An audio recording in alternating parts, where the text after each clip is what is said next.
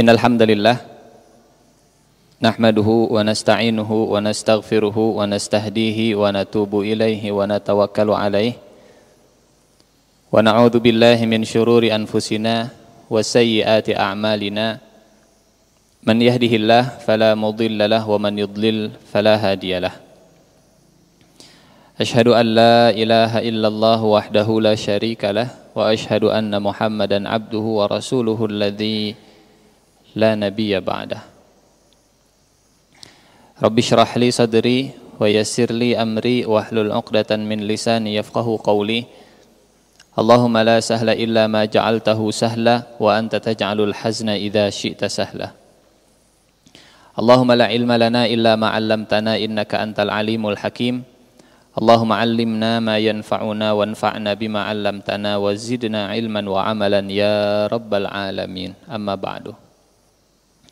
Puji dan syukur alhamdulillah pada hari Jumat pagi ini Allah masih memberikan kesehatan dan kekuatan kepada kita. Mudah-mudahan kenikmatan yang diberikan ini selalu berada di dalam keberkahan. Kita gunakan dalam ketaatan kenikmatan tersebut, mudah-mudahan menjadi tambahan dan bentuk rasa syukur kita. Dan semoga dengan rasa syukur ini Allah senantiasa menambahkan nikmat tersebut. La in syakartum la azidannakum. Yang kedua, saya ingin mengingatkan kalau sekarang kita sudah berada di penghujung bulan Rajab, sebentar lagi masuk ke bulan Sya'ban. Bagi ibu dan bapak yang masih memiliki hutang, silahkan segera ditunaikan hutang-hutangnya. Insya Allah tidak berlaku denda walaupun terlambat. Masih ada waktu sampai akhir bulan Sya'ban. Dan kita berdoa mudah-mudahan kita disampaikan usianya sampai bulan Ramadan. Dan semoga di bulan Rajab dan bulan Sya'ban ini Allah senantiasa memberikan keberkahan untuk seluruh usia dan amalan kita. Amin, amin ya rabbal alamin. Kita juga doakan mudah-mudahan saudara-saudara kita yang sakit segera disembuhkan, urusan dilancarkan, kemudian semua hajat dikabulkan, suami ibu-ibu mudah-mudahan rezekinya selalu dilancarkan, dan mudah-mudahan kita selalu diberikan keistiqomahan sampai akhirnya kita menjemput kematian dengan husnul khatimah. Amin, amin ya rabbal alamin. Hadirin rahimakumullah, ibu dan bapak yang saya hormati. Satu di antara kelebihan Rasulullah sallallahu alaihi wasallam saat beliau menjelaskan segala kebaikan kepada para sahabat, beliau selalu memiliki kata kunci yang membuat kita sangat mudah untuk memahami. Ada sahabat yang datang ke Rasulullah sallallahu alaihi wasallam bertanya tentang kebaikan. Anak muda namanya Mu'adz bin Jabal. Mu'adz bin Jabal. Mu'adz bin Jabal bertanya ke Rasulullah, "Ya Rasulullah, ajarkan saya tentang amal-amal soleh yang bisa saya kerjakan." Rasulullah menjelaskan panjang, hadisnya sangat panjang. Hadisnya tentang pintu-pintu kebaikan. Pintu kebaikan, abwabul khair. Rasulullah jelaskan salat, Rasulullah jelaskan tentang sedekah. Kata Rasulullah, "Kalau kamu wahai Mu'adz sedang khawatir Allah murka, maka segera sedekah, karena sedekah ini bisa memadamkan amarahnya Allah Subhanahu wa taala. Was-shadaqatu tudfi'u ghadabar rabb, was-shalah, was-shadaqah dan seterusnya, tilawah dan seterusnya. Banyak sekali, panjang sekali kebaikan-kebaikan yang dijelaskan oleh Rasulullah. Kemudian Rasulullah menjelaskan, "Ya Mu'adz, saya ingin menjelaskan tentang ajaran Islam." Ya Rasulullah, saya siap mendengarkan. Islam itu tiangnya adalah salat, urusan yang paling tingginya adalah jihad, kemudian lantainya dan seterusnya. Dijelaskan panjang lebar. Ini saya juga tidak hafal secara detail hadisnya karena sangat panjang. Tapi yang unik, Rasulullah SAW kemudian di akhir hadisnya menyampaikan kepada Mu'adz ringkasan dan kata kunci dari semua itu.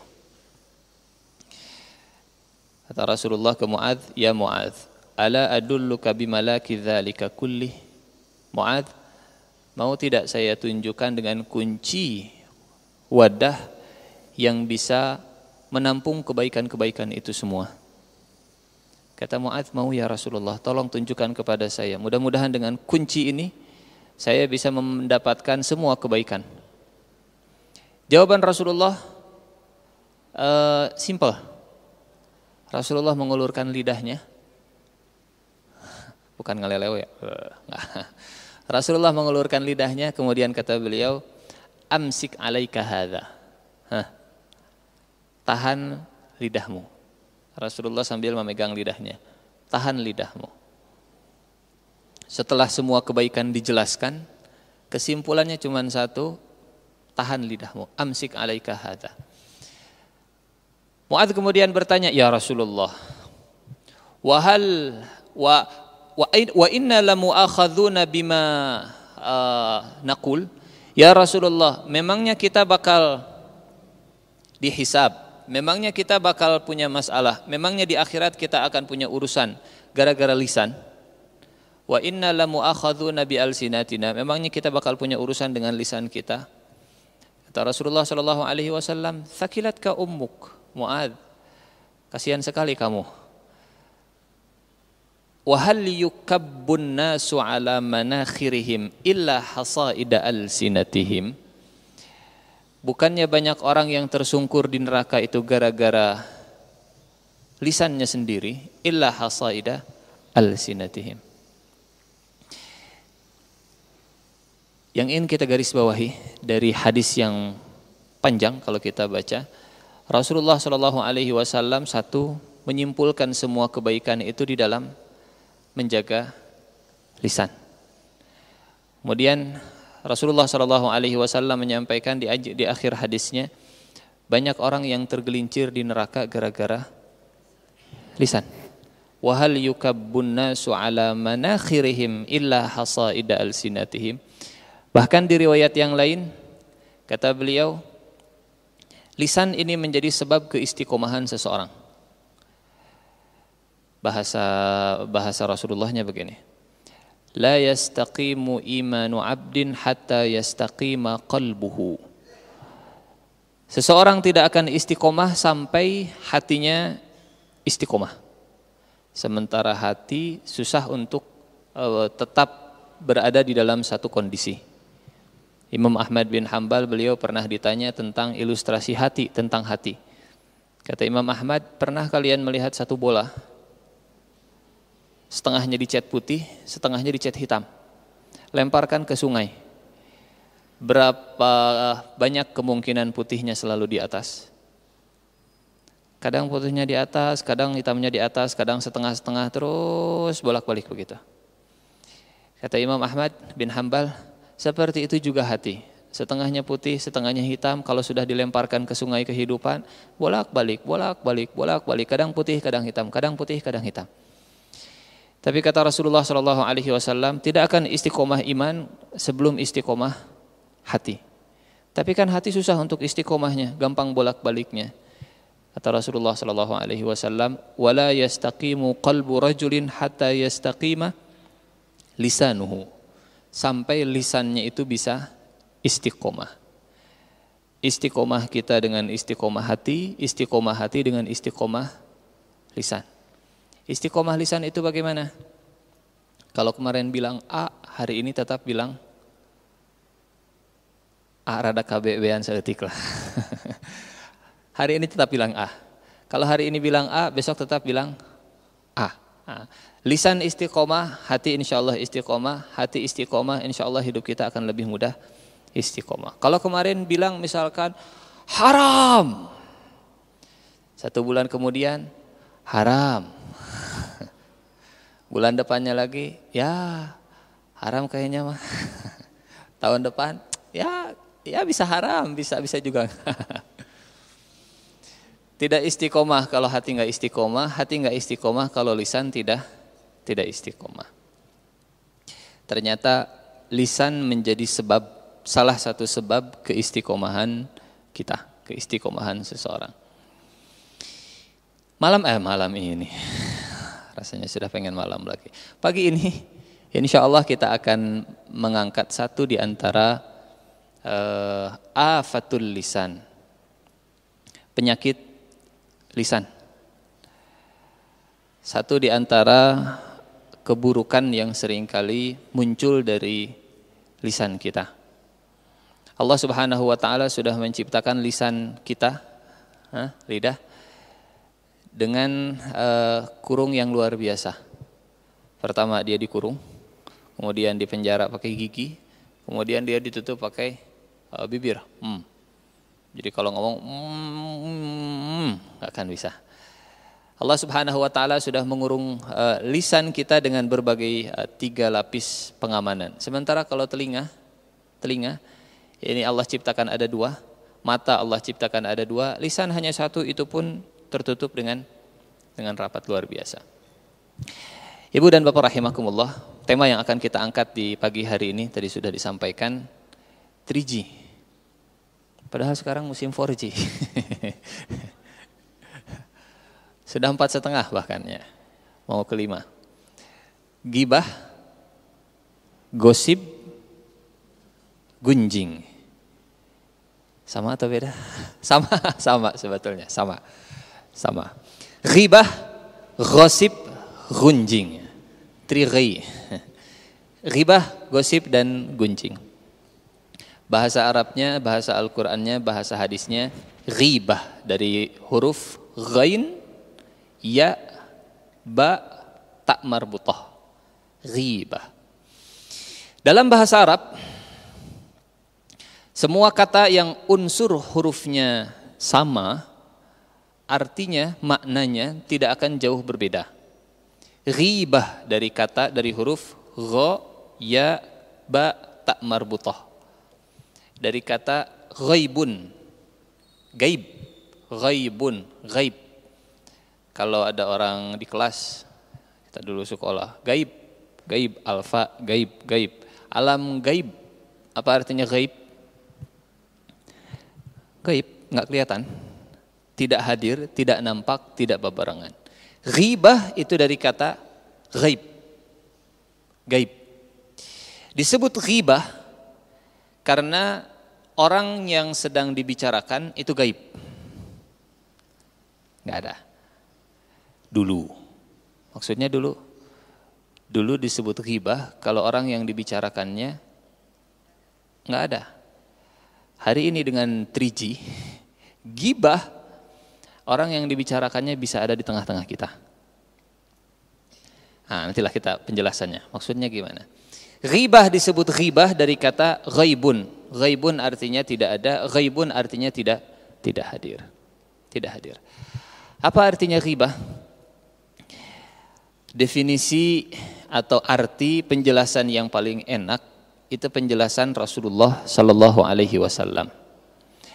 Ada sahabat nanya ke Rasulullah sallallahu alaihi wasallam, "Ya Rasulullah, kalau saya nyebut-nyebut seseorang dan orangnya enggak ada. Saya nyebut-nyebut sesuatu, sifat seseorang dan orangnya enggak ada. Gimana hukumnya ya Rasulullah?" Kata Rasulullah sallallahu alaihi wasallam, kalau kamu nyebut-nyebut sifat seseorang, kalau kamu nyebut-nyebut keburukan seseorang, kejelekan seseorang yang dianya tidak suka, maka kamu sudah melakukan ghibah. Bahasa hadisnya begini. Dzikruka akhaka bima yakrahu. Dzikruka, engkau menyebut. Rasulullah enggak bilang engkau mengucapkan. Engkau menyebut akhaka, saudaramu, bima yakrahu, yang dia enggak suka. Unsurnya ada 3. Menyebut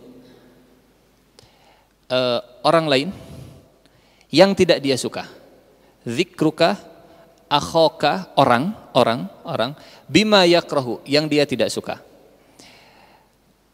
Ada yang kita sebut dan yang disebutnya itu manusia dan yang disebutnya itu enggak disukai oleh orang tersebut. Tad lamun barang kumaha, barang tidak masuk ke ghibah. Misal gimana, Bu, apal tuh tadi itu tuh di toko itu aya kantong, kumaha kitu kantong, butut kantong nata. Gibah itu objeknya manusia. Gibah itu objeknya bukan barang, orang. Bahasa Rasulullahnya akhoka, orang. Engkau menyebut saudaramu yang dia tidak suka.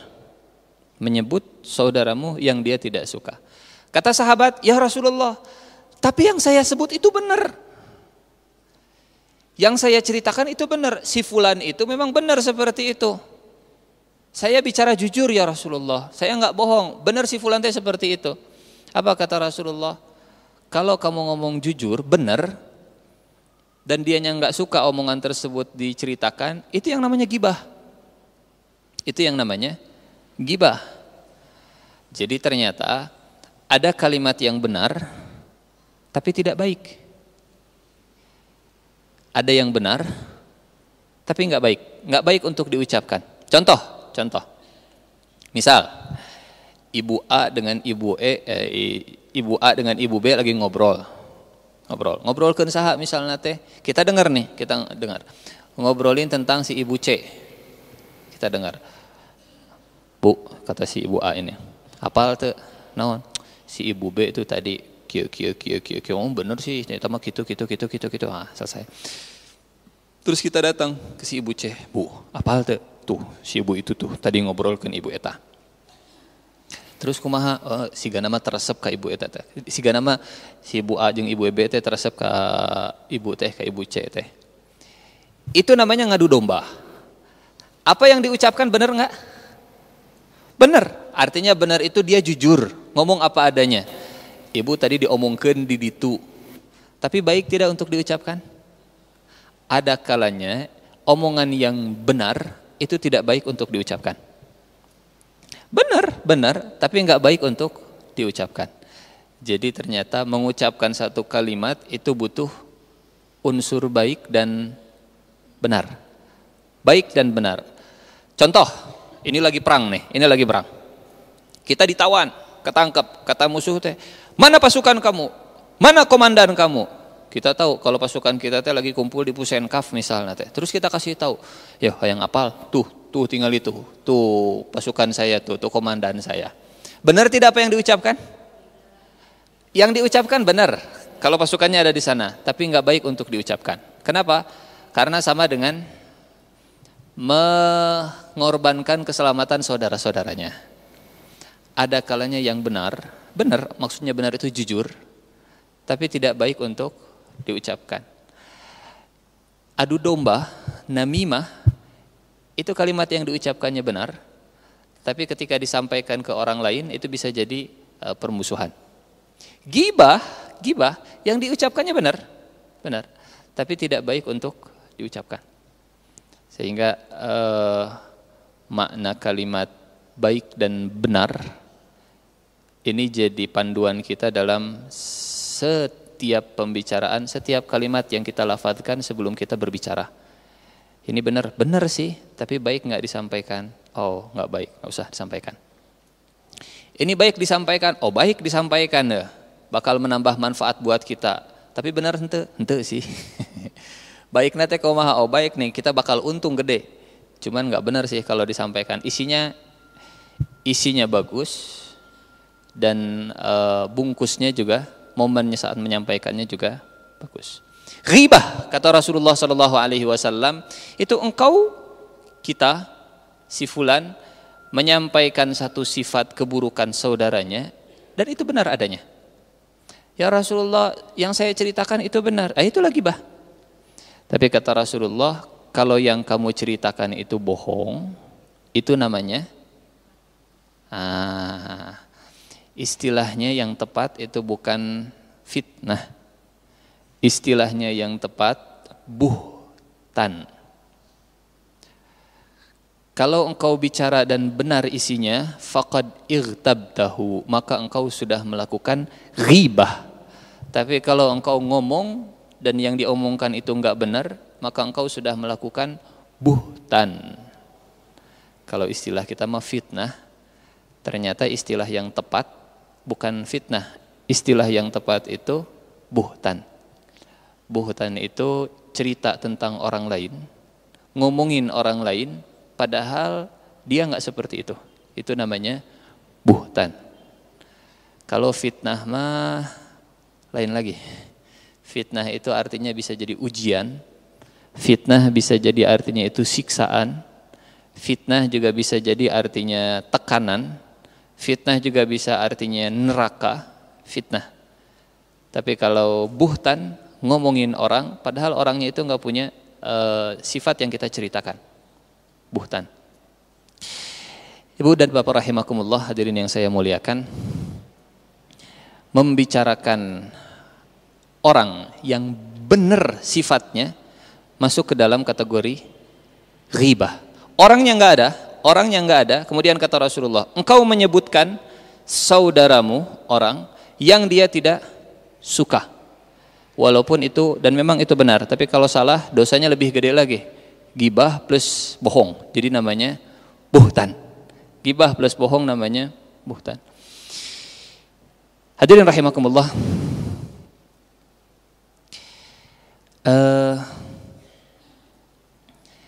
dzikruka akhaka bima yakrahu. Kalau menyebut dengan lisan ini sudah biasa, banyak. Tapi enggak jarang ghibah itu dengan isyarat. Ghibah itu dengan mata. Ghibah itu dengan anggota tubuh. Contoh misalkan bagaimana? Ini terjadi pada saat Rasulullah SAW bersama dengan Siti Aisyah. Siti Aisyah sedang bicara dengan Rasulullah SAW. Kemudian datang Siti Sofiyah. Rasulullah kemudian bicara dengan Siti Sofiyah pergi, istrinya Rasulullah juga, Siti Sofiyah binti Huyai bin Akhtab. Pergi Siti Sofiyah, kata Siti Aisyah, ya Rasulullah, hasbuka min Sofiyah kada.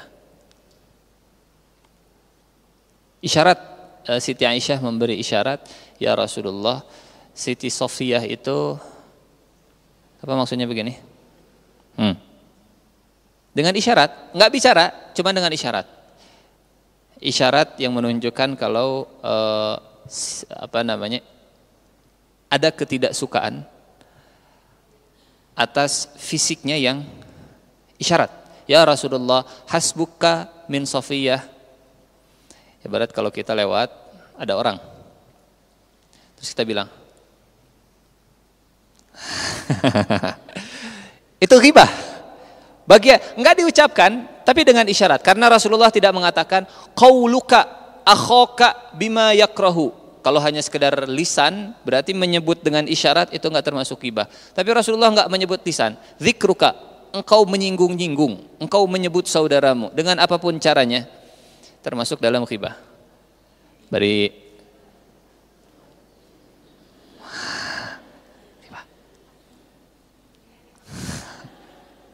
Ghibah. Dzikruka.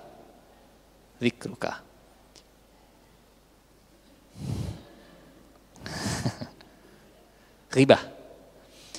Dengan unsur merendahkan, menjelekkan, mencaci maki, dan orangnya enggak tahu.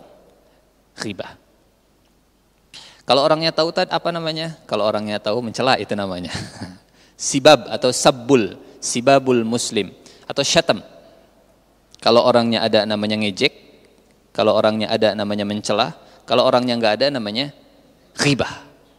Namanya ghibah. Atau gini. Ghibah bukan? Dzikruka, engkau menyebut, engkau menyinggung, baik dengan lisan ataupun dengan isyarat. Kalau dengan isyarat bahasa Al-Qur'annya humazah lumazah. Wailul likulli humazatil lumazah. Apa itu humazah lumazah? Orang yang menjelekkan keburukan orang lain bukan hanya dengan lisannya, tapi dengan isyarat anggota tubuh dan dengan badan.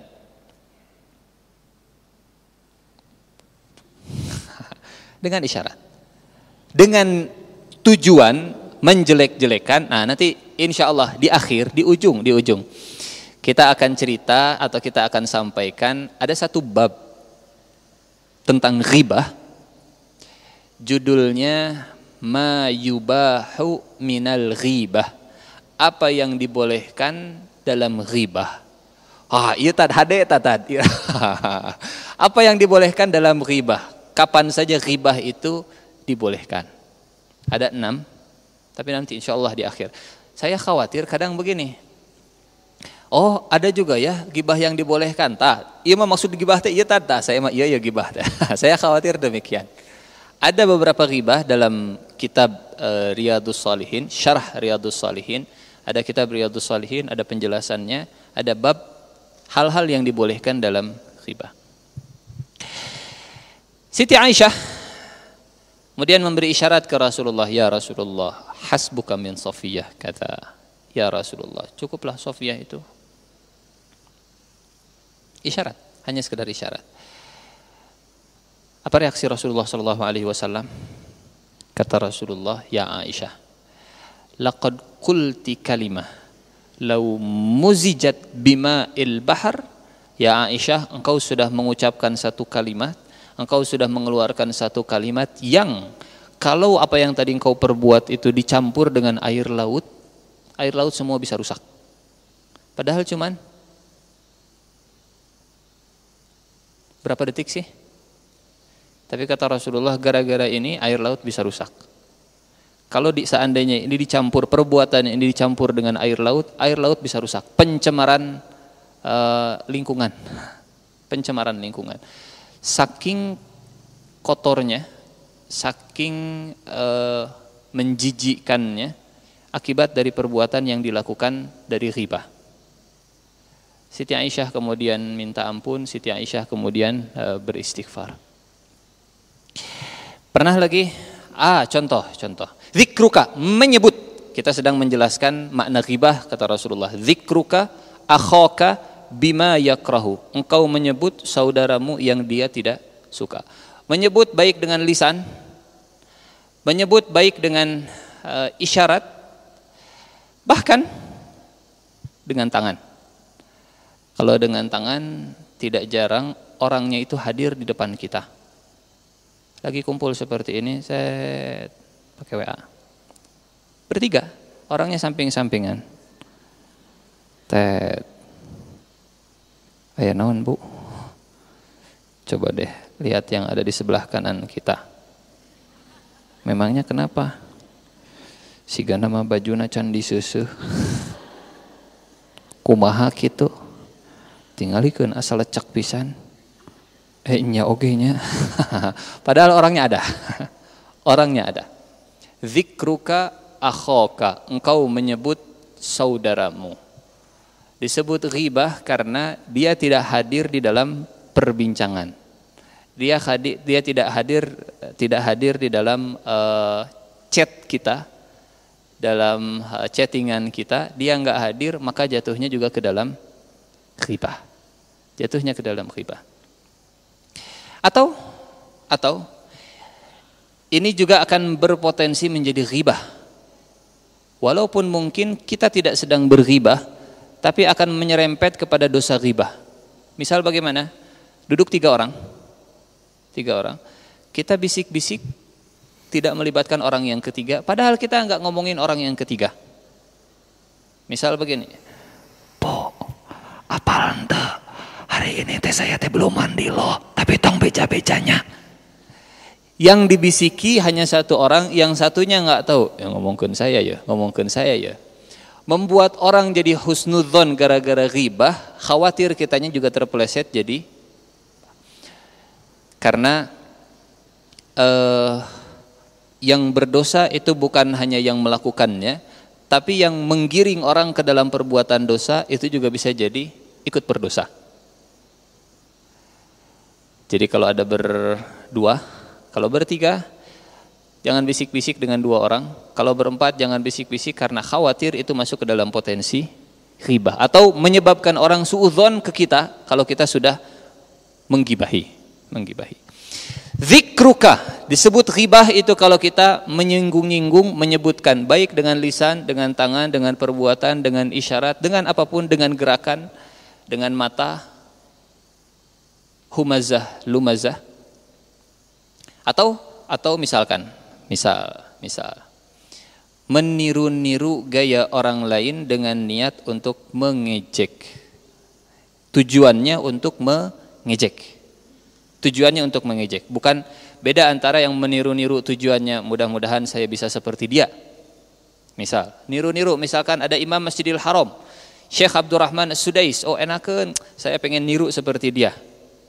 Tujuannya bukan untuk mengejek, tapi ada yang meniru-niru. Oh, ada Kiai Fulan, gayanya kalau bicara seperti ini, ditiru untuk ditertawakan oleh banyak orang.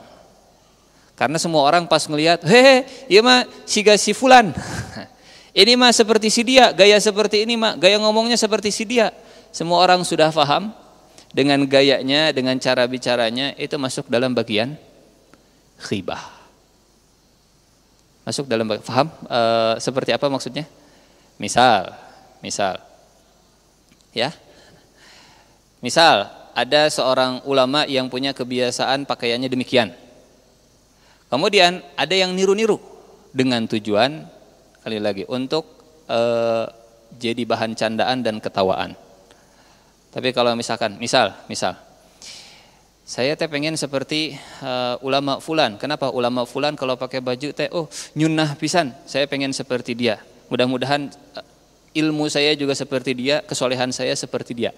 Lain tujuannya.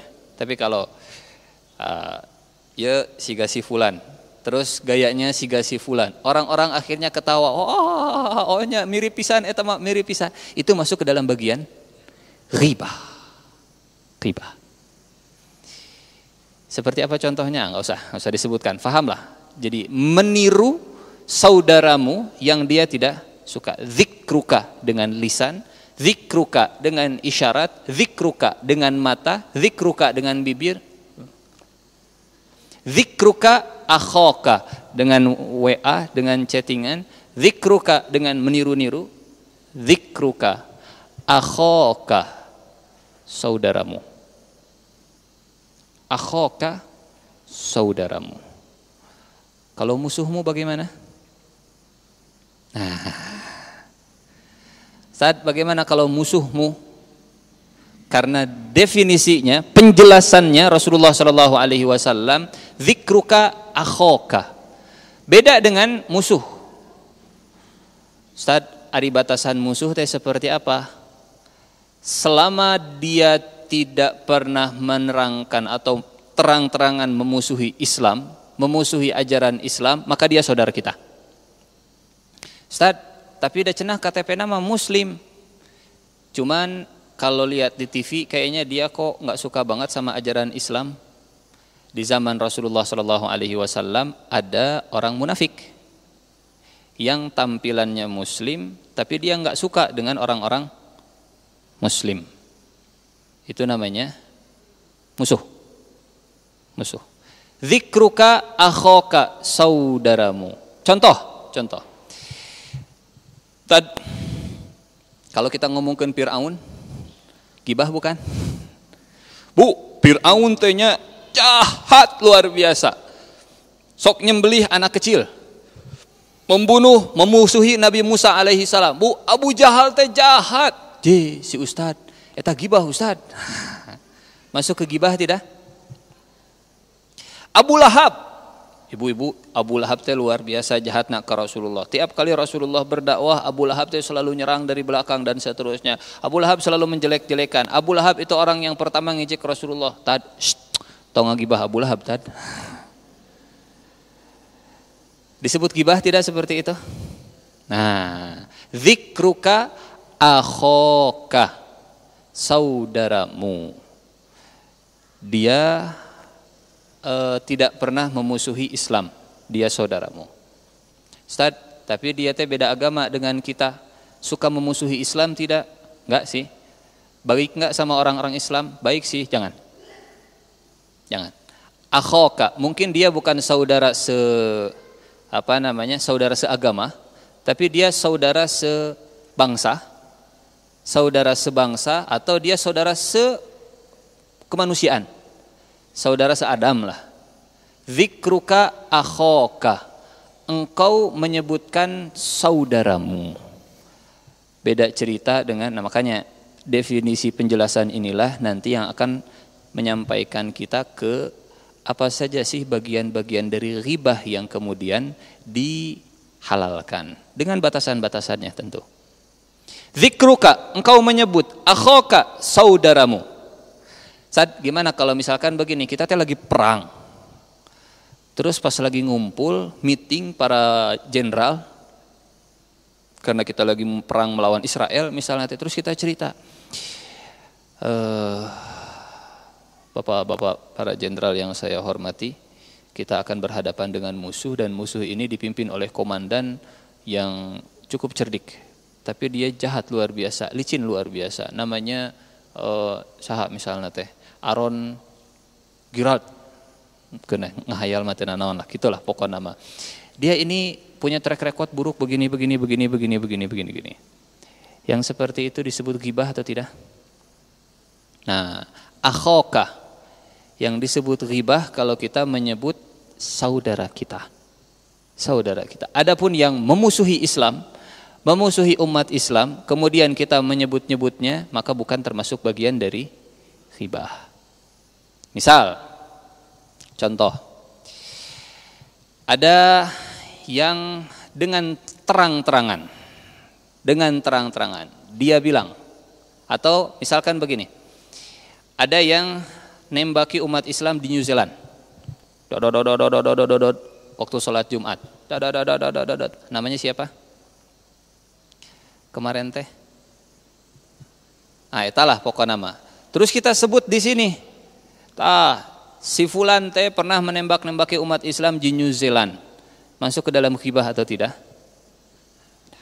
Dzikruka akhaka, kalau saudara kita yang disebutkan, kalau orang dekat kita yang disebutkan, kalau yang tidak memusuhi kepada Islam, kalau yang tidak musuhnya bukan musuh pribadi ya, musuhnya itu musuh kebenaran, musuhnya musuh Islam. Jangan semua orang saya teresep yo kasih eta musuh, saingan orang ya musuh.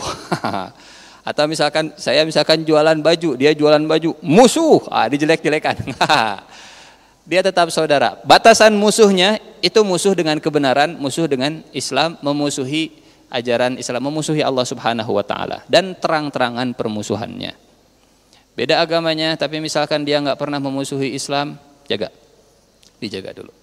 Dzikruka akhaka, saudaramu, orang, bukan barang, bukan benda. Yang ketiga, bima yakrohu, menyebut-nyebut saudaramu yang tidak dia sukai. Nyebut-nyebut dengan semua sarananya. Saudaramu itu mengeluarkan musuh al-Islam, musuh-musuh Allah Subhanahu wa taala. Nyebut-nyebut iblis teh laknatullah. Ustad gibah. Tahu enggak gibah iblis? Jangankan kita, Allah Subhanahu wa taala nyebut iblis di dalam Al-Qur'an dengan keburukan.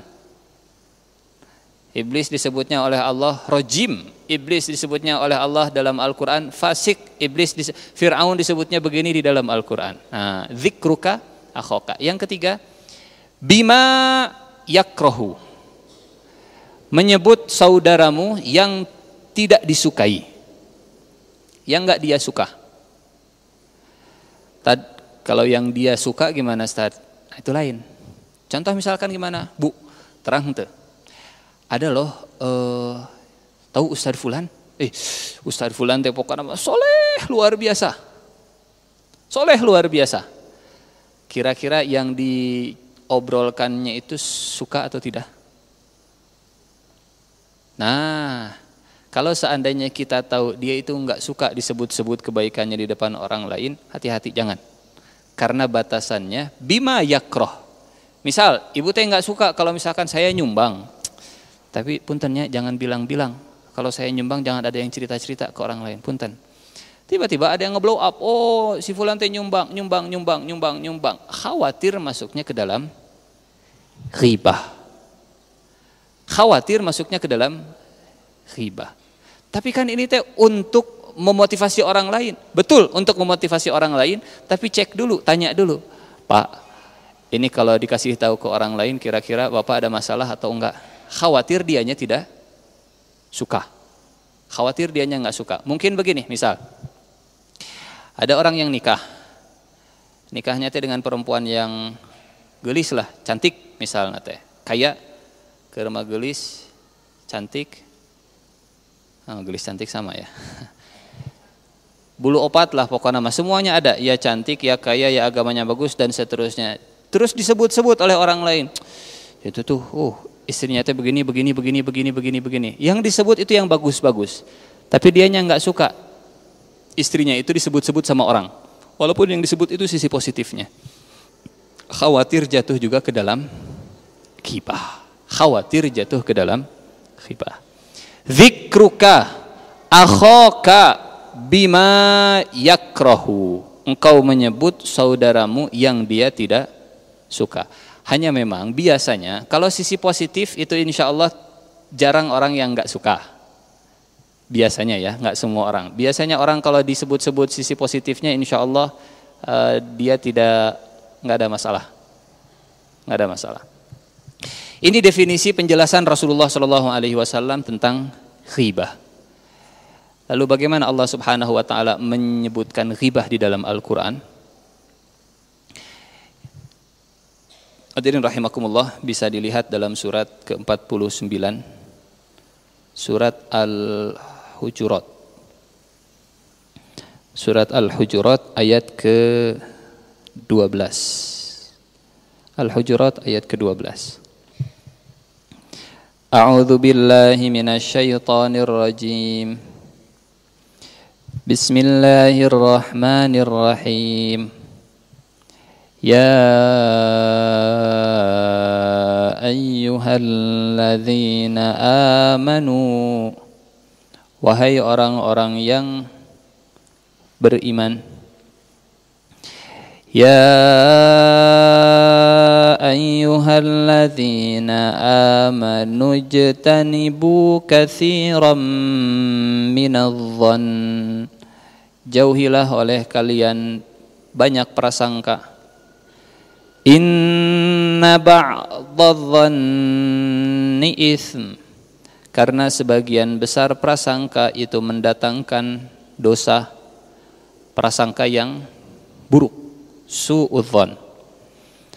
Wala tajassasu, dan janganlah kalian melakukan tajassus. Apa itu tajassus? Tajassus itu mencari-cari kesalahan, keburukan, ketergelinciran, dosa orang lain. Stalking Instagramnya dari masa lalu, kita cari kejelekannya di masa lalu. Itu namanya tajassus. Stalking Facebooknya dari sejak masa lalu, tujuannya mencari-cari kesalahan. Stalking teh naon?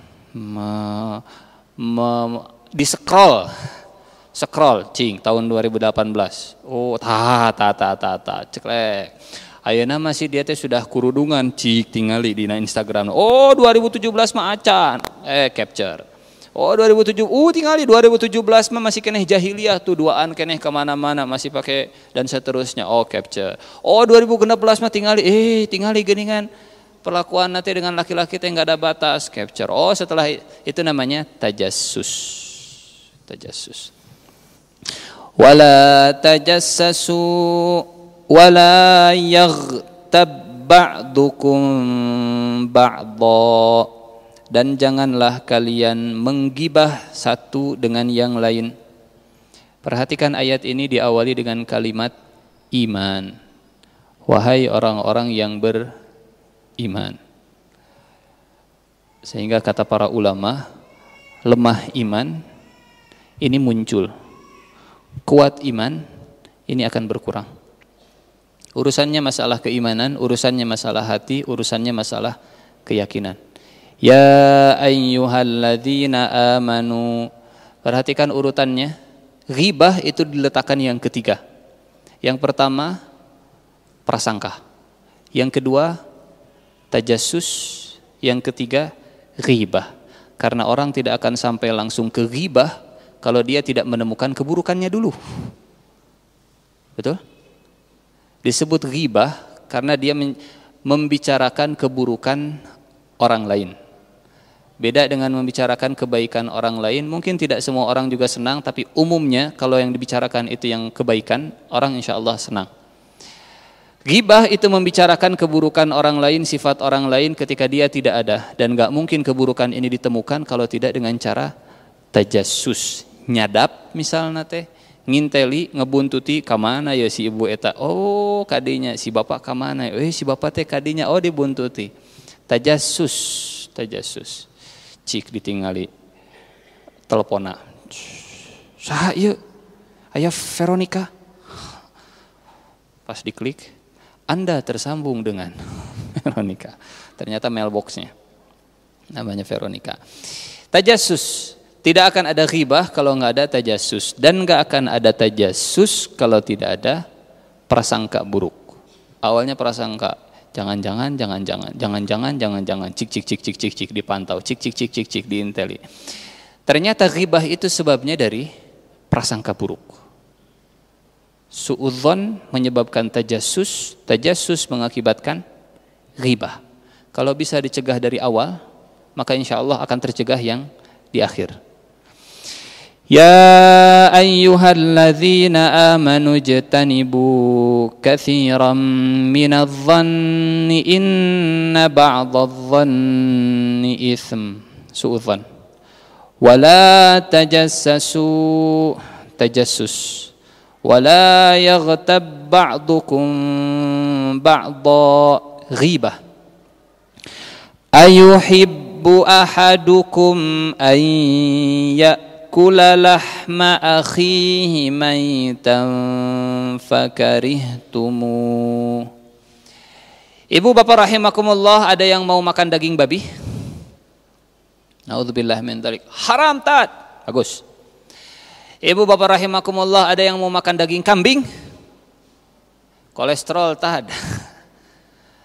Daging sapi atuh? Mau tad. Daging ayam siap tad. Tapi bangke. Daging ayam bangke, nggak mau. Bu, ada yang mau makan daging yang tidak jelas statusnya? Kita makan, ya bu, ayah daging dimakan. Pas dimakan, daging naon eta? Daging beurit. Beurit lagi bangke anu kageleng di jalan teh. Ada yang misalnya teh. Pasti kita akan muntahkan. Apalagi kalau yang dimakannya itu daging manusia. Daging orang, dan orangnya bukan orang lagi hidup, orang yang sudah jadi mati. Ayuhibbu ahadukum ayyakula lahma akhihi maitan. Ngomong sama seperti lebih parah daripada makan daging babi. Contoh, bahkan sebabi-babinya babi, sebabi-babinya babi itu masih dibolehkan kalau dalam kondisi terpaksa. Dalam kondisi terdesak, dalam kondisi terpaksa, boleh. Daging anjing juga sama, kita lagi di padang pasir, nggak ada lagi, tapi kalau nggak makan kita bisa mati. Ada daging babi, cuman nggak boleh berlebihan, hanya sekedar untuk dimakan. Kitanya nggak mau, kemudian kita makan cukup. Pas dicicip teh, gening amisnya enak, dibekal, itu nggak boleh. Itu nggak boleh. Kitanya nggak mau, dan jangan berlebih-lebihan. Famanitturra ghaira baghin wala adin. Kitanya nggak mau dan kitanya juga nggak berlebih-lebihan. Sementara daging orang nggak boleh sama sekali. Ini ada daging manusia, tapi kitanya lapar. Ini ada daging babi. Daging manusia atau daging babi kalau dalam kondisi terpaksa, babi. Manusia nggak boleh, karena Allah Subhanahu Wa Taala sudah memuliakan manusia, nggak boleh dikonsumsi sama sekali. Kita nggak mau makan daging babi, tapi ternyata ada yang lebih mengerikan dari daging babi, yaitu daging manusia. Banyak kanibal-kanibal yang tanpa disadari dia sudah makan daging manusia. Disuguhkan daging, kita mikir-mikir, ternyata setelah tahu, bau naon ieu? Ini teh hati bayi. Cok, makan. Ayuhibbu ahadukum an ya'kula lahma akhihi mayita. Pernah Rasulullah Shallallahu Alaihi Wasallam sedang berjalan lewat orang Madinah, sahabatnya, tidak disebutkan nama sahabatnya. Terus kata orang-orang ini, ingat nggak kemarin itu ada si fulan? Oh iya, si fulan yang kemarin dihukum sama Rasulullah. Iya. Katanya luar biasa, dihukum begini, dijelek-jelekan. Rasulullah kemudian lewat, Rasulullah dengar, kata Rasulullah, kumur. Kenapa ya Rasulullah kumur? Di gigi kalian itu ada sisa-sisa daging. Kata mereka, ya Rasulullah kami nggak makan daging. Kami hari ini cuma makan korma. Kumur, kalian sudah makan daging? Enggak ya Rasulullah, kami nggak makan daging. Kalian baru saja makan daging saudara kalian. Gibah tadi. Ayuhibbu ahadukum ayyakula lahma akhihi mayta. Bahkan Ibu bapak rahimakumullah, pernah dengar hadis tentang dosa riba yang paling ringan? Kata Rasulullah, dosa riba itu ada 72 tingkatan, dan yang paling ringan itu seperti berzinah dengan ibunya sendiri. Itu yang paling ringan. Apa yang paling beratnya? Ini seringkali hadisnya kita perlu lanjutkan. Yang paling ringan berzina. Mendengar itu saja kita sudah, oh zina dengan ibu sendiri. Tapi kalau dilanjutkan kita makin ngeri. Kalau dilanjutkan hadisnya itu berbunyi begini.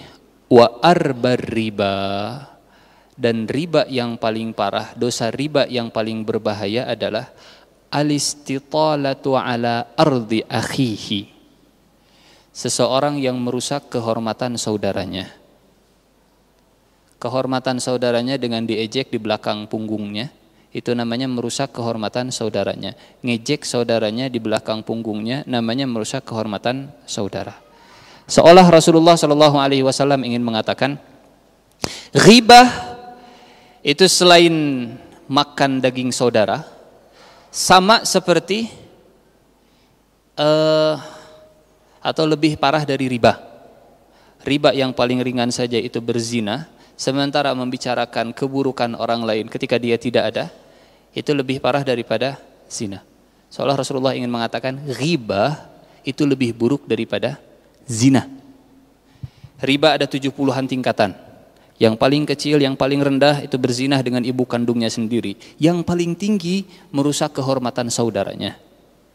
Di antaranya dengan riba. Berarti riba itu lebih mengerikan daripada zina. Oh, kalau begitu bukan berarti ini melegalisasi zina, bukan. Tapi ternyata dosa ghibah itu lebih mengerikan daripada dosa riba. Dosa ghibah lebih mengerikan daripada dosa zina. Dosa ghibah itu lebih mengerikan daripada makan makanan yang haram, daripada makan makanan babi, karena kata Allah, ayuhibbu ahadukum ayyakula lahma akhihi mayta. Ibu bapak rahimakumullah, waktu Rasulullah Shallallahu Alaihi Wasallam haji wada, haji yang terakhir, beliau mengumpulkan semua jamaah haji 100 ribuan jamaah haji kumpul di depan Rasulullah Shallallahu Alaihi Wasallam. Kemudian Rasulullah bertanya, Ayyu yaumin hadza, hari apakah ini? Padahal semua orang tahu, kalau Rasulullah tahu, kalau itu hari Arafah. Padahal semua orang tahu, kalau Rasulullah juga sedang pakai kain ihram, sedang melaksanakan ibadah haji. Tapi Rasulullah bertanya ke para sahabat, ke jamaah haji, Ayyu yaumin hadza, hari apa ini? Para sahabat enggak menjawab, karena mereka yakin, ini Rasulullah bertanya bukan karena enggak tahu. Rasulullah bertanya, mungkin ada maksud lain dari pertanyaannya.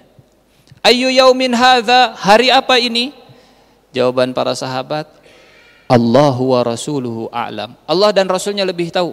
Jangan-jangan mau diganti nama hari ini, hari Arafah mau diganti namanya. Rasulullah pakai kain ihram, Rasulullah sedang berhaji, lagi wukuf, tapi nanya, hari apa ini? Kata para sahabat, Allah dan Rasulnya lebih tahu. Kata Rasulullah, bukankah ini hari Arafah? Kata para sahabat, betul ya Rasulullah. Rasulullah nanya, tapi Rasulullah tahu. Karena tidak setiap pertanyaan itu untuk mencari tahu. Enggak semua nanya, itu tujuannya nyari tahu. Masuk kantor jam 8. Ada yang datang jam 8:30. Bosnya di pintu, kata bosnya. Jam berapa ya sekarang? Jam berapa ya sekarang, sambil ngelihat jam tangan. Jam berapa ya sekarang? Itu nanya, tapi nanyanya bukan untuk nyari tahu. Jam berapa ya sekarang? Nanyanya nyindir. Ayu yaumin hadza, hari apa ini? Allah dan Rasulnya lebih tahu hari apa ini. Kata Rasulullah, bukankah ini hari Arafah? Kata para sahabat, betul ya Rasulullah, ini hari Arafah. Ayu syahrin hadza, bulan apakah ini? Rasulullah lagi pakai kain ihram, lagi hajian, tahulah pasti bulan Zulhijjah. Tapi para sahabat mereka menjawab dengan adab, Allahu wa rasuluhu a'lam. Allah dan Rasulnya lebih tahu. Kata Rasulullah, bukankah ini bulan Zulhijjah, bulan haram? Kata para sahabat, betul ya Rasulullah. Terus pertanyaan yang ketiga, ayyu baladin hadza, negeri apakah ini? Kata para sahabat, Allahu wa rasuluhu a'lam. Ini tanah Mekah, tanah haram. Kemudian kata Rasulullah, bukankah ini tanah haram? Kata para sahabat, betul ya Rasulullah. Rasulullah nanya, ini hari yang istimewa. Ini bulan yang istimewa. Ini tanah yang istimewa. Apa tujuan Rasulullah bertanya? Ujungnya Rasulullah kemudian bersabda, fa inna dima'akum wa amwalakum wa a'radakum haramun alaikum kahurmati yaumikum hadza fi baladikum hadza fi syahrikum hadza. Maka dengan hari ini, dengan bulan ini, di tanah ini, mulai hari ini haram hartanya sesama muslim, haram darahnya sesama muslim, haram kehormatannya muslim, seharam hari ini, seharam bulan ini, seharam tanah ini. Maksudnya bagaimana Ustaz? Kalau ada orang yang menumpahkan darah seorang muslim, maka dia seperti menumpahkan darah seorang muslim di hari Arafah, di bulan Zulhijjah, di tanah haram. Besar tidak dosanya? Besar. Fi yaumikum hadza, fi syahrikum hadza, fi baladikum hadza. Menumpahkan darah satu orang muslim itu sama seperti melakukan dosa tadi di bulan haram, di tanah haram, di hari yang haram, bulan Zulhijjah. Harta, kalau ada yang mengambil harta orang muslim tanpa hak, sama seperti mencuri di bulan Zulhijjah, di hari Arafah, di tanah haram. Dan dosanya nggak kepalang. Beda antara orang yang mencuri di pasar dengan orang yang mencuri di tanah haram. Perbuatannya sama, tapi karena tempatnya berbeda, dosanya juga jadi beda. Ngejeknya sama, yang diejeknya sama, tapi ketika ngejeknya itu di tanah haram, di bulan haram, di hari yang haram, dosanya jadi beda. Dosanya jadi beda. Harta kalian haram sesama muslim kecuali dengan cara yang halal, dengan cara yang hak. Darah kalian haram tertumpah kecuali dengan cara yang hak. Misalkan seperti apa? Misalkan seperti orang yang membunuh orang lain. Aturannya kalau misalkan sudah terbukti dan tidak dimaafkan, maka halal darahnya untuk ditumpahkan juga. Yang ketiga, darah kalian haram, harta kalian haram, dan kehormatan kalian juga haram. Seolah Rasulullah ingin mengatakan, yang menggibahi saudaranya sama seperti dia menggibahi di bulan Zulhijjah, di hari Arafah, di tanah haram.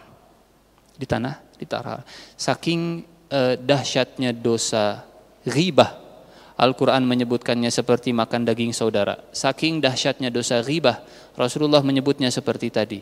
Saking dahsyatnya dosa ghibah, sampai ghibah itu disebut bahkan lebih parah daripada zina, lebih parah, lebih mengerikan daripada riba.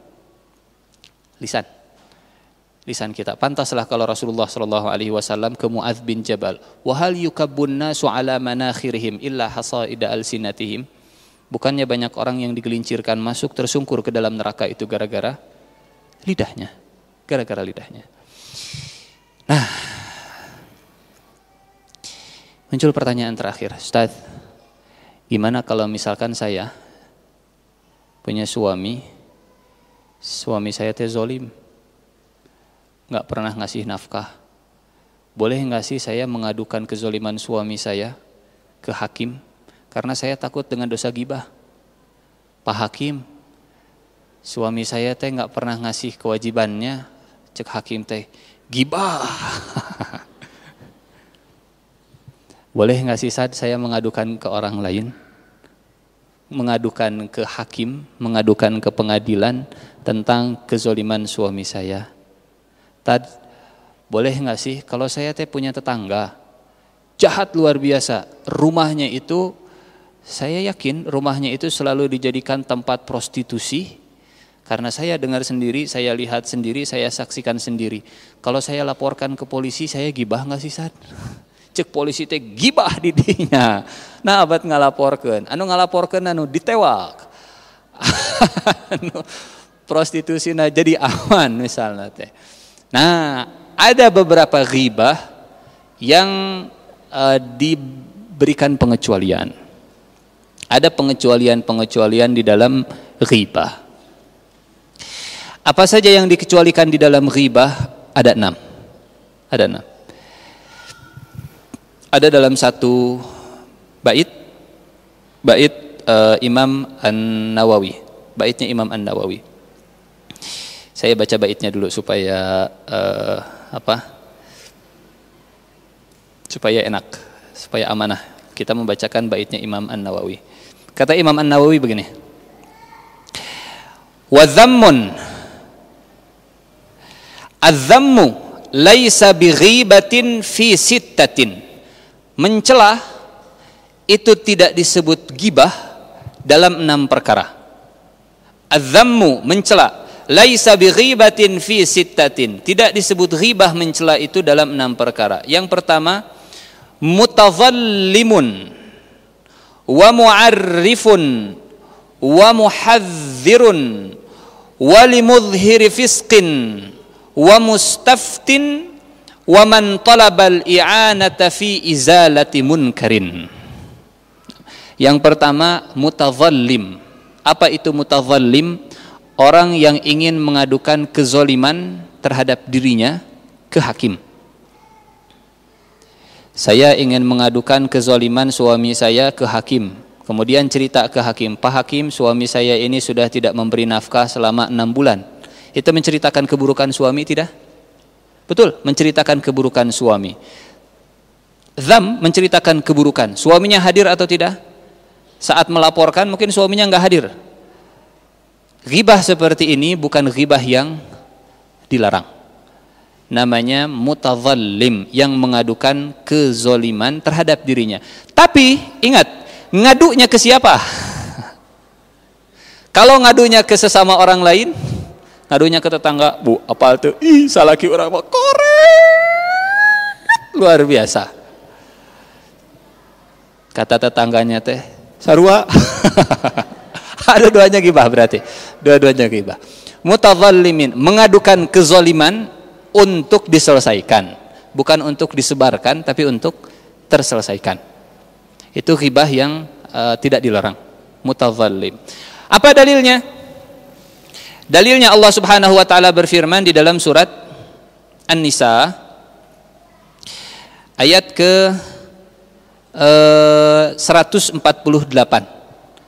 Surat keempat ayat 148.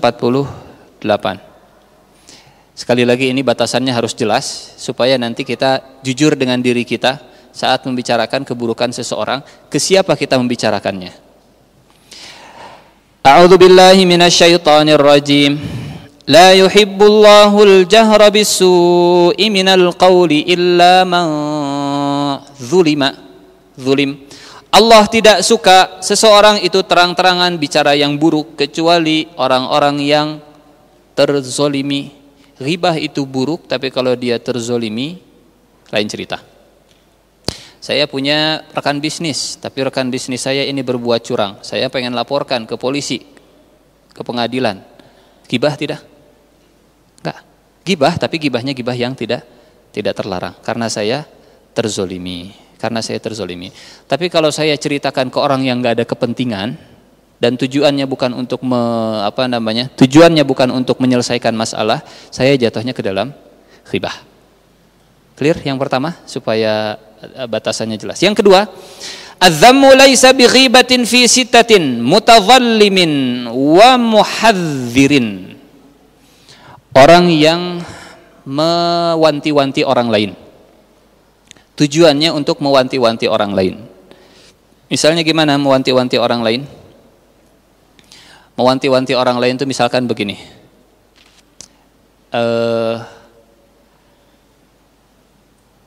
Ada yang datang ke kita, kemudian ngasih tahu, Bu, ada informasi katanya ibu mau nikah sama si fulan, atau ibu pengen menikahkan anak dengan keluarga si fulan.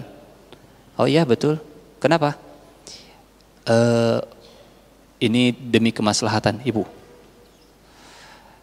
Ada cerita yang asli, kalau si fulan itu pernah melakukan kejahatan begini, silahkan untuk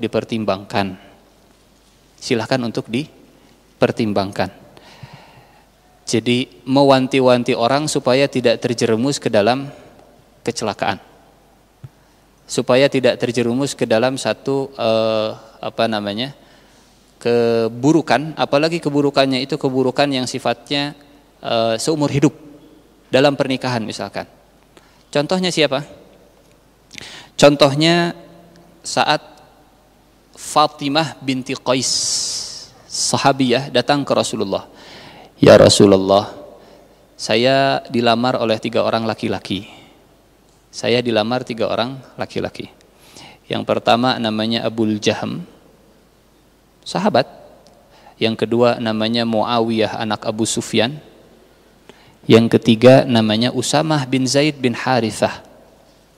Ya Rasulullah, siapa yang harus saya terima? 3-tiganya ngelamar. Siapa yang harus saya terima?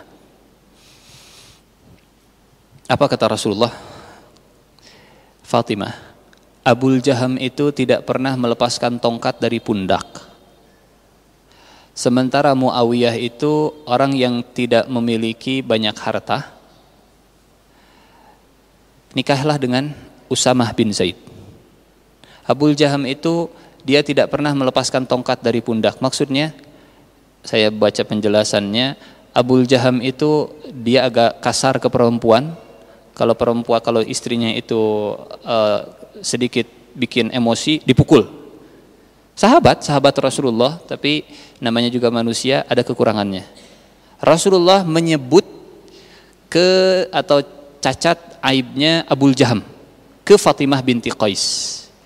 Abul Jaham itu enggak pernah melepaskan tongkat dari pundaknya. Sementara Muawiyah itu dia enggak punya banyak harta. Kemudian nikahlah dengan Usamah bin Zaid. Para ulama kemudian mengambil kesimpulan, kalau untuk mewanti-wanti ke orang yang berkepentingan, sekali lagi, ke orang yang berkepentingan. Fatimah binti Qais punya kepentingan dengan 3 orang tadi. Rasulullah ngasih tahu, Abul Jaham begini, si fulan begini. Kalau si fulan begini, saya sih sarankannya ke Fatimah binti Qais. Itu namanya wa muhadzirin. Orang yang mewanti-wanti supaya tidak terjerumus kepada keburukan. Tapi ke orang yang berkepentingan, hanya ke orang yang berkepentingan. Tapi kalau ke orang lain nggak berkepentingan, itu jatuhnya jadi ghibah. Contoh misalkan, perusahaan A ini dikenal dengan perusahaan yang misalkan banyak merugikan orang lain. Terus ada yang nanya ke kita, saya punya bisnis nih, urusan bisnis dengan perusahaan A, prospeknya sih bagus, kita tahu track recordnya. Terus kita ngasih tahu, hati-hati, banyak kejadian begini. Saya khawatir kamu jadi korban berikutnya. Hati-hati saja. Itu tidak masuk ke dalam ghibah yang terlarang karena masuknya ke dalam muhadzir, menyampaikannya ke orang yang berkepentingan, tidak ke orang lain. Wa muhadzirin. Yang pertama, mutadzallimin, kitanya yang terzolimi. Yang kedua, kita mewanti-wanti orang-orang yang berkepentingan supaya enggak terzolimi. Yang ketiga, walimudhhiri fisqin. Nah, yang ketiga, orang yang terang-terangan berbuat dosa. Dia enggak malu berbuat dosa, di media dia terang-terangan berbuat dosa, dan dia belum tidak menunjukkan taubatnya, maka membicarakan keburukannya itu bukan termasuk perbuatan ghibah. Kenapa? Karena semua orang sudah tahu kalau si fulan itu memang banyak berbuat dosa. Walimudhhiri fisqin. Contohnya seperti siapa? Yang tadi kita ceritakan, Abu Jahal, Abu Lahab,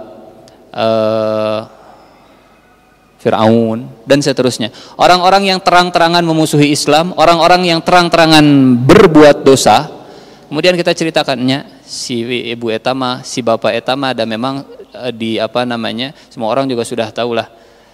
Tujuannya apa? Tujuannya supaya kita terhindar atau orang lain terhindar jangan sampai seperti si fulan yang sampai hari ini masih seperti itu. Walimudhhiri fiskin. Kalau orangnya sembunyi-sembunyi berbuat dosa, kemudian kita nyebarin ke orang lain, kita yang jatuh ke dalam perbuatan ghibah. Dia melakukan dosanya di dalam rumah, kemudian kelihatan, saha eta. Kita terus tulis, nyebar di mana-mana, jatuhnya ke dalam ghibah. Tapi kalau terang-terangan, pasang pelang di depan rumahnya, lokalisasi, terang-terangan berbuat fasik misalkan, semua orang sudah tahu, maka tidak masuk ke dalam perbuatan ghibah. Mutadzallimin wa muhadzirin walimudhhiri fisqin, orang yang terzolimi, orang yang mewanti-wanti supaya enggak terzolimi, ke orang yang dia terang-terangan berbuat kezoliman. Misal begini, kita cerita tentang Ariel Sharon yang membunuh, kita cerita tentang Bashar Assad yang membunuh saudara-saudara kita di Suriah. Kita cerita tentang siapa lagi? Orang-orang Israel yang nembak-nembakin. Itu limudhhiri fiskin, dia terang-terangan live streaming nembak-nembakin orang Islam yang mau sholat Jumat, terus kita sampaikan di sini. Bukan termasuk dalam perbuatan ghibah yang terlarang. Mudhhiri fiskin. Yang berikutnya yang keempat, wa mustaftin. Mustaftin ini agak mirip dengan mutadzallimin. Kalau mutadzallimin dia terzalimi, kalau mustaftin itu dia pengen nanya hukumnya. Contohnya gimana? Walaupun ini kata para ulama, kalau yang keempat ini sebaiknya kalau tidak menyebutkan nama itu jauh lebih baik. Kisahnya, istrinya Abu Sufyan namanya Hindun istrinya Abu Sufyan datang ke Rasulullah. Ya Rasulullah, suami saya Abu Sufyan itu laki-laki yang bakhil sekali. Bakhil sekali. Bolehkah kalau saya, yang ditanya itu bukan mengadukan Abu Sufyan ya, yang ditanya itu hukumnya. Bolehkah kalau saya mengambil harta Abu Sufyan karena saya merasa nggak cukup? Ya Rasulullah, bulanan teh sebenarnya cukupnya 10 juta, tapi Abu Sufyan cuma ngasih 50.000, misalnya teh. Yuh, tah, yang 1 tahunan. Nah, misalkan beliin kalender. Kan paling nikmat kalau misalkan, nah, Bu ya, 500.000. Kedah CF-nya dinten ieu. Enjing mah benten deui. Oh, nuhun Pak. Besok ya Bu, 500.000 deui. Kedah CF. Ya Bu, 500.000 deui. Kedah CF. Penasaran Bapak? Geningan si Bapak teh mani bager 500.000 tiap hari uang jajana ti mana ieu? Pan eta kongkorong ibu dijualan. Hana sudah bahagia sebelumnya. Atau begini, Bu, ada makanan enggak di rumah? Oh, enggak ada Pak. Ya sudahlah Bapak saum. Kata istrinya, ibu juga saum lah. Muringkak bulu punuk tah mendengarnya juga. Tapi kalau Bu, ada makanan enggak di rumah? Nanya, merek henteu. Misalnya teh. Abu Sufyan dilaporkan oleh istrinya Siti Hindun. Ya Rasulullah, suami saya itu laki-laki yang syahih. Hadisnya sahih riwayat Bukhari. Suami saya itu suami yang bakhil. Dia memberi tapi tidak cukup untuk kebutuhan. Bolehkah saya mengambil dari hartanya untuk mencukupi kebutuhan saya dan anak-anak saya? Tujuannya bukan untuk mengadukan Abu Sufyan-nya, tapi tujuannya untuk bertanya hukumnya. Kata para ulama, ini boleh, tapi yang lebih baik itu bertanya tanpa nama. Ustaz, gimana sih hukumnya kalau misalkan ada seorang istri yang suaminya itu pelit, kemudian bulanannya itu nggak pernah cukup, boleh nggak sih istrinya kemudian kokodok itu apa? Kakaratak. Bisa kodok, bisa katak. Kalau ini kokodok, kalau ini kakaratak. Kokodok dan kakaratak ke dompet suaminya kemudian ngambil secukupnya, bukan mengadukan, bertanya hukumnya. Kata Rasulullah, khudhi ma yakfiki wali auladiki. Silahkan ambil dari harta suamimu yang cukup untuk kebutuhanmu dan anak-anakmu. Yes. Yes. Itu namanya mustaftin, bertanya tentang fatwa, bertanya tentang hukum, bertanya tentang ilmu, tapi lebih baik tidak menyebut nama. Yang berikutnya, waman talabal i'anata fi izalati munkarin. Kita ulangi ya. Satu, yang merasa terzalimi dan ingin mengadukan ke hakim yang berkepentingan. Yang kedua, orang yang ingin mewanti-wanti supaya orang lain tidak terzalimi, hanya ke orang yang berkepentingan. Tiga, orang yang terang-terangan berbuat fisiknya, terang-terangan berbuat dosanya, kita tidak termasuk berbuat ghibah. Yang keempat, orang yang sedang mencari fatwa, mencari ilmu, tapi lebih baik tidak menyebutkan nama. Yang kelima, orang yang minta tolong untuk menghilangkan kemungkaran. Orang yang menceritakan ke orang lain untuk menghilangkan kemungkaran. Contohnya, yang tadi kita ceritakan. Pak polisi, di samping rumah saya ini ada banyak orang yang sedang kumpul, rame dan seterusnya, mengganggu tetangga. Tolong dong datang. Di mana alamatnya, sekian dan seterusnya kita ceritakan. Itu bukan termasuk perbuatan ghibah karena kita ingin menghilangkan kemungkaran saat kitanya nggak mampu. Minta tolong untuk menghilangkan kemungkaran. Apa dalilnya? Siapa yang jadi contohnya? Ada sahabat Rasulullah SAW namanya Yazid bin Sakan. Zaid atau Yazid, saya lupa. Zaid yang melaporkan ke Rasulullah, ya Rasulullah, orang munafik mereka bilang begini ya Rasulullah, kalau kita sudah kembali ke Madinah, kita akan usir-usir itu Muhammad dan para sahabatnya. Datang Zaid ini ke Rasulullah, ya Rasulullah, tuh kata orang munafik mereka bilang begitu ya Rasulullah. Menurutmu mereka harus diapakan ya Rasulullah? Abdullah bin Ubay bin Salul terkenal dengan kemunafikannya. Disampaikan ke Rasulullah, ya Rasulullah, saya nggak bisa untuk melawan Abdullah bin Ubay bin Salul, mencegahnya saya nggak bisa, saya sampaikan kepada engkau. Dipanggil Abdullah bin Ubay bin Salul, dipanggil orang-orang munafik tadi. Betul tadi kamu bilang begini? Kata orang munafik, enggak, demi Allah saya nggak bilang. Tuh Zaid yang bohong. Demi Allah kami percaya engkau itu Rasulullah, kami percaya engkau itu agung. Dia yang bohong, dia yang bohong. Zaid yang melaporkan itu merasa tersudut karena orang munafik tadi bersumpah dengan atas nama Allah, demi Allah, demi Allah, demi Allah dan seterusnya. Engkau Rasulullah, kami percaya kepada engkau. Zaid yang bohong. Apa yang terjadi? Turunlah surat Al-Munafiqun. Surat Al-Munafiqun. A'udzu billahi minasy syaithanir rajim. Bismillahirrahmanirrahim. Gara-gara peristiwa ini turun surat Al-Munafiqun. Ayat pertama. Idza ja'akal munafiquna qalu nashhadu innaka la rasulullah. Kalau datang orang munafik dan mereka kemudian bersaksi bahwa engkau adalah utusan Allah. Wallahu ya'lamu innaka la rasuluh. Allah tahu wahai Muhammad kalau engkau adalah utusannya. Wallahu yashhadu innal munafiqina lakadzibun. Allah bersaksi kalau mereka itu berbohong. Ittakhadhu aymanahum junnatan fasaddu an sabilillah. Mereka bersumpah sebagai pelindung dengan sumpahnya untuk menghalangi dari jalan Allah. Jadi dibela oleh Allah Subhanahu wa taala sahabat tadi yang sudah melaporkan keburukan orang munafik ke Rasulullah sallallahu alaihi wasallam. Jadi melaporkan atau minta tolong, minta bantuan ke orang yang punya kekuatan untuk menghentikan kezoliman, kemungkaran, itu juga bukan termasuk perbuatan ghibah yang terlarang.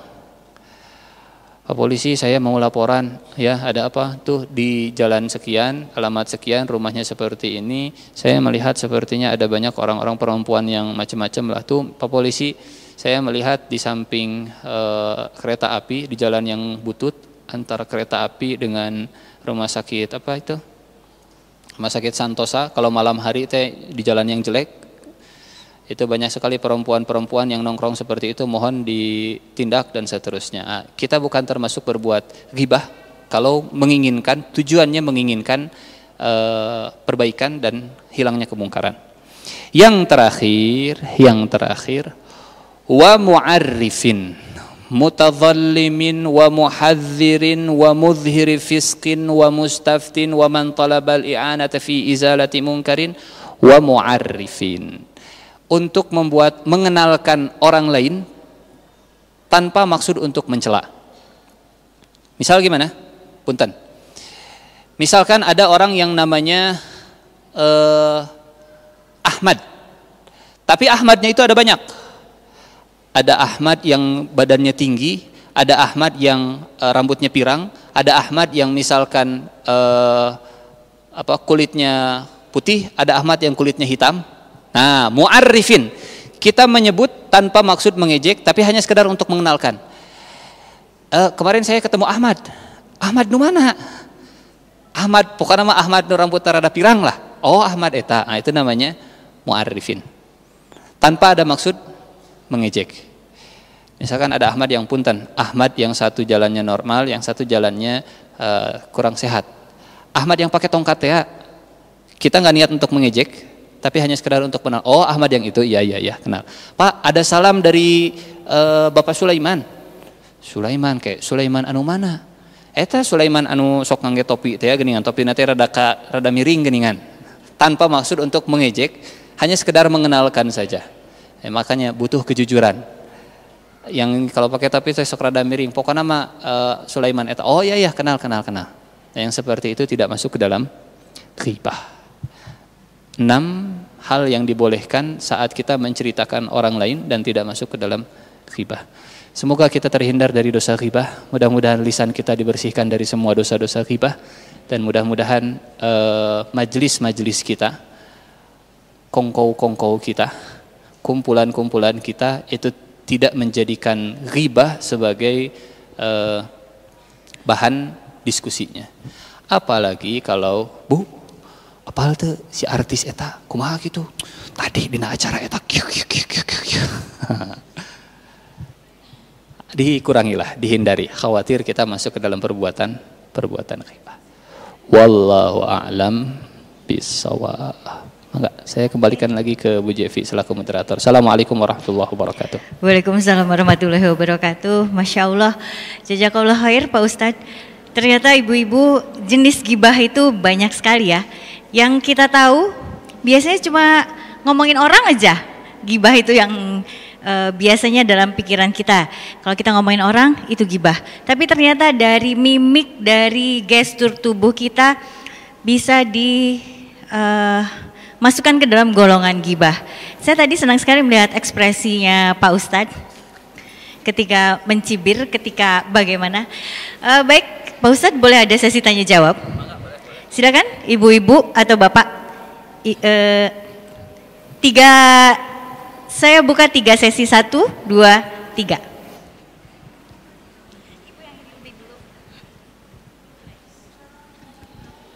Assalamualaikum warahmatullahi wabarakatuh, Ustaz. Waalaikumsalam warahmatullahi wabarakatuh. Ustaz, tolong jelasin lagi, saya kurang jelas tentang buhtah sama fitnah. Tentang? Buhtah tadi ya? Buhtan. Buhtah dan Buhtan. fitnah. Ya, itu aja. Terima kasih. Assalamualaikum. Waalaikumsalam warahmatullahi wabarakatuh. Buhtan, langsung dijawab? Langsung. Oh ya, isi salah. Buhtan menceritakan keburukan yang tidak ada pada diri seseorang. Gibah menceritakan keburukan yang ada pada diri seseorang di luar yang 6 tadi. Fitnah maknanya ada banyak.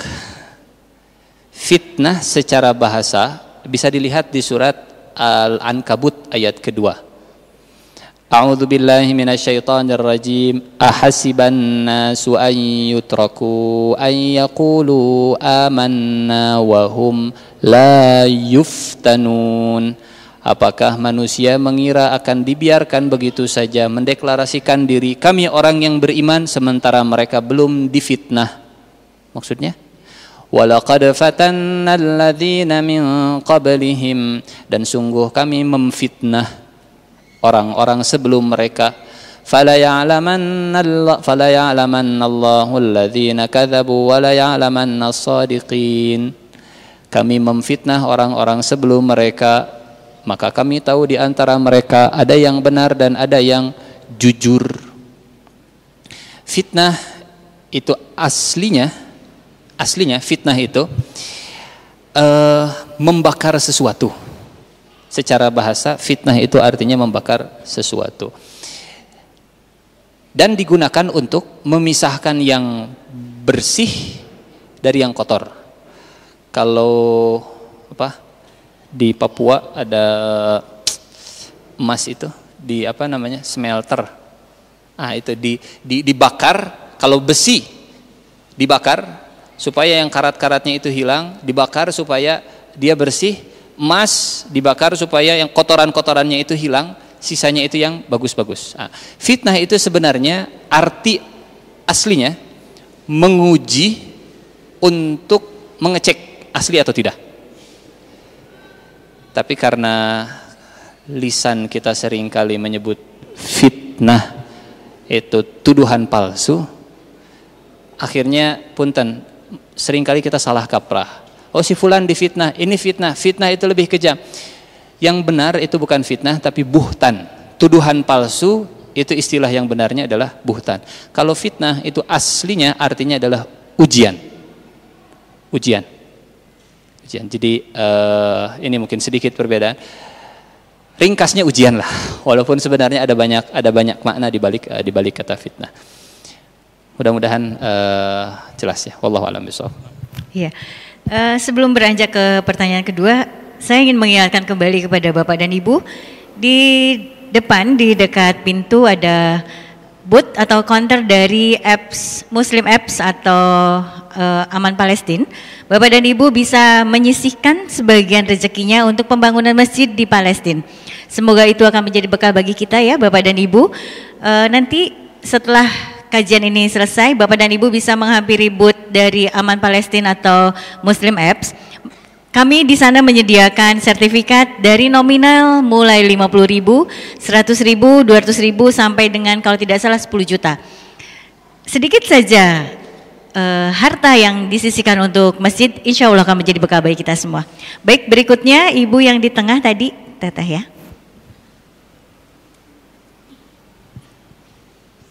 Assalamualaikum warahmatullahi wabarakatuh. Waalaikumsalam. Pak Ustadz izin bertanya, bagaimana tips and trik agar kita itu bisa terhindar dari dosa gibah? Karena kan terkadang gibah itu datangnya tidak terduga. Misalnya dalam suatu perkumpulan, kita lagi ada di suatu perkumpulan itu, tiba-tiba ada yang lagi bergibah, secara tidak langsung kita mendengar, bahkan ikut terkadang keceplosan gitu, ikut mengomentari ataupun dalam lingkup keluarga kadang seperti itu juga. Itu aja Pak Ustadz. Hatur nuhun. Assalamualaikum warahmatullahi wabarakatuh. Waalaikumsalam warahmatullahi wabarakatuh. Yang basah lisannya dengan zikrullah akan lebih mudah menghindari perbuatan ghibah. Yang sibuk lisannya dengan mengingat Allah akan berkurang lisannya mengingat keburukan orang lain. Yang duduk di majlis-majlis yang mengingat Allah cenderung tidak selalu, cenderung lebih mudah terhindar dari ghibah. Maka pilih tempat majlis, tempat duduk yang di dalamnya asma Allah, nama Allah itu akan disebut. Ghibah itu godaan dari syaitan. Kalau Allah disebut di tempat tersebut, syaitan akan pergi. Satu, pilih majlis. Yang kedua, ingat kalau kita juga punya keburukan. Di majlis kita menggibah, di majlis yang sama boleh jadi keburukan kita juga sedang disebut-sebut oleh orang lain. Karena yang namanya balasan itu selalu setimpal dengan perbuatan. Kita ngejek-ngejek orang di satu tempat, di tempat yang lain boleh jadi Allah membalas kita, keburukan kita diungkit-ungkit oleh orang lain. Yang ketiga, ingat dengan dosa-dosanya saat kita tadi, karena yang namanya lisan itu tergantung dari kemampuan iman kita, tergantung dari kemampuan mulut kita untuk menahan, gigi kita untuk menahan, dan bibir kita untuk menutupnya. Berpikir sebelum berbicara, berpikir sebelum bertindak. Mudah-mudahan satu, ingat Allah, yang kedua ingat keburukan, yang ketiga ingat dosa-dosanya, dosa-dosa dari ghibah, akibat dari perbuatan ghibah tadi. Ingat kalau kita lebih parah daripada riba, sama seperti melakukan dosa di bulan haram, sama seperti melakukan dosanya di hari Arafah, lebih parah daripada berbuat zina dengan orang tua sendiri. Ingat dosanya. Yang keempat, kalau terlanjur kepleset, sudah kagok misalkan, tapi ulah kagok deui, bukan kagok itu namanya. Tutup keburukan dengan kebaikan. Maksudnya gimana? Kalau sudah kadung ternyata kepleset lisan kita menjelekkan orang di satu majelis, tutup keburukannya dengan menyebut-nyebut kebaikan orang tersebut di majelis tadi. Kepleset bisa, aduh, tapi bu, si ibu eta teh banyak banget kebaikannya. 1, 2, 3, 4, 5, 6. Karena biasanya yang disebut ghibah itu menyebut-nyebut keburukan berangkat dari hati yang ada dengki, tajassus, prasangka buruk. Kalau misalkan ini bisa dilawan dengan ada kebaikannya juga loh si ibu itu, mudah-mudahan itu jadi penggugur dosa. Menyebut kebaikan setelah kepleset kita menyebut keburukan orang lain. Yang kelima, kalau seandainya kita nggak bisa mengubah, ngasih tahu, jangan disebutin. Kalau nggak bisa mengubah, tinggalkan. Hatta yakhudu fi haditsin ghairih, bahasa Al-Qur'annya, sampai mereka mengganti tema yang lain. Atau kalau misalkan tadi kumaha lamun misalkan di WA, chat, ya keur gibah ya. Apa yang kita lakukan? Diingetin dulu, jangan diteruskan. Khawatir nanti yang bacanya jadi kena dosa semuanya. Atau left group sebentar, kemudian masuk lagi kalau misalkan kita punya link dan seterusnya. Khawatir kita kena dosanya. Meninggalkan sebelum temanya berubah, baru kita datang lagi. Yang terakhir, yang ke seberapa tadi teh? Ingat Allah, ingat dosa, ingat kesalahan kita. Kalau sudah terlanjur ingat kebaikan orang lain. Kemudian yang terakhir, ingatkan kemudian tinggalkan kalau tidak bisa mengubah. Yang terakhir, mau tidak mau, jatuhnya seseorang ke dalam perbuatan ghibah itu pasti karena imannya sedang lemah. Ya ayyuhalladzina amanu ijtanibu katsiran minadh-dhann inna ba'dadh-dhanni itsam. Berawal dari iman, tingkatkan iman, insyaallah hal-hal seperti ini bisa berkurang. Makin kuat iman, makin jauh kita dari perbuatan-perbuatan, makin bisa menjaga lisan. Makanya kata Rasulullah begini, man kana yu'minu billah wal yaumil akhir falyakul khairan aw liyasmut. Siapa yang beriman kepada Allah dan beriman kepada hari akhir, hendaklah bicara yang baik dan benar atau diam. Karena mustahil bicara baik dan benar kalau modalnya bukan karena iman kepada Allah dan iman kepada hari akhir. Wallahu a'lam bishawab. Tapi godaannya Ustadz, setannya lebih banyak biasanya kalau seperti itu ya. Betul tidak ibu-ibu? Biasanya kalau kita dalam komunitas ketika sedang bergibah, kayaknya asik gitu. Padahal itu sebetulnya setannya lebih kuat ya Pak Ustadz ya. Yang haram seringkali lebih enak daripada yang halal. Mangga satu lagi tadi ibu yang sebelah kanan saya.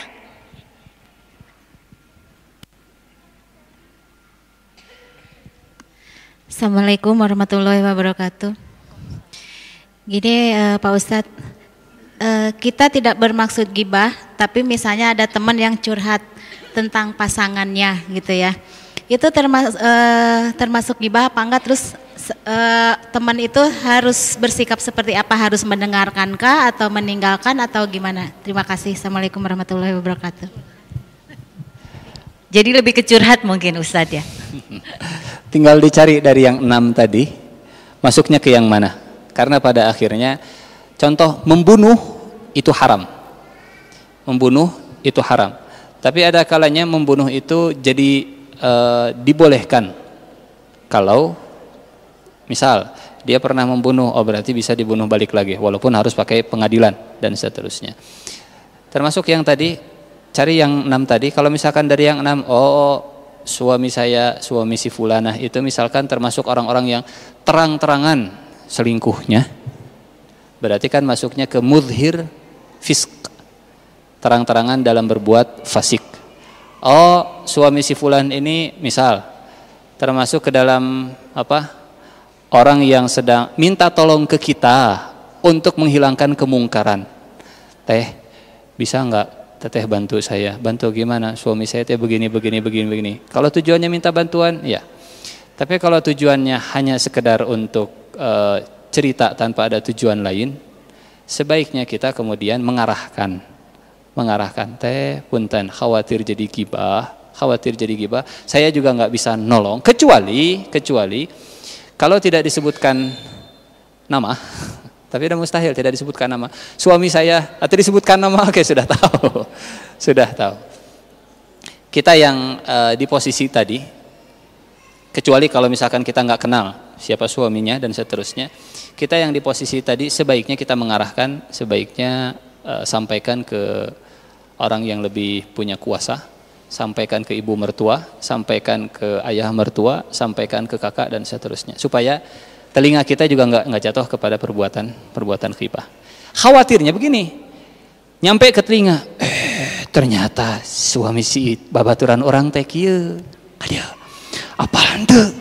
Nah, tadi si ibu itu curhat ke saya, yuk telinga ini saksinya, kumaha gitu. Ternyata suami nanti begini, tong beca-becanya. Akhirnya nyebar lagi. Khawatirnya seperti itu. Wallahu a'lam bishawab. Arahkan saja ke orang yang lebih punya kepentingan. Wallahu a'lam bishawab. Ya ibu-ibu, baik. Sebelum kita tutup dengan doa oleh Ustadz, saya akan kembali mengingatkan ibu dan bapak, apabila bapak dan ibu memiliki kelapangan rezeki sedikit saja, tidak harus 50.000 mungkin ya bapak dan ibu. Kalau 50.000 sampai dengan 10 juta itu kita akan diberi sertifikat. Tapi berapapun sumbangan ibu, wakaf ibu untuk masjid di Palestina, insya Allah akan menjadi bekal bagi kita semua. Jadi bukan dari nominalnya, bekal kita ke surga itu bukan dari nominalnya, tapi dari ketulusan hati dan niat kita. Jadi mudah-mudahan bapak dan ibu memiliki sedikit kelapangan rezeki, dipersilakan untuk menghampiri booth di depan. Di sana ada Muslim Apps dan Aman Palestina. Baik bapak dan ibu, sebelum kita tutup acara kajian Jumat pagi ini, kita akan tutup dengan doa oleh Pak Ustadz. Mangga Pak Ustadz.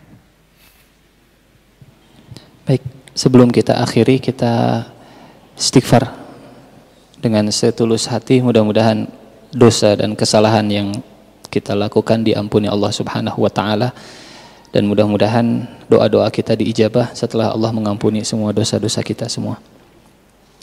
Astaghfirullahaladzim, astaghfirullahaladzim, astaghfirullahaladzim, alladzi la ilaha illa huwal hayyul qayyum wa atubu ilaih.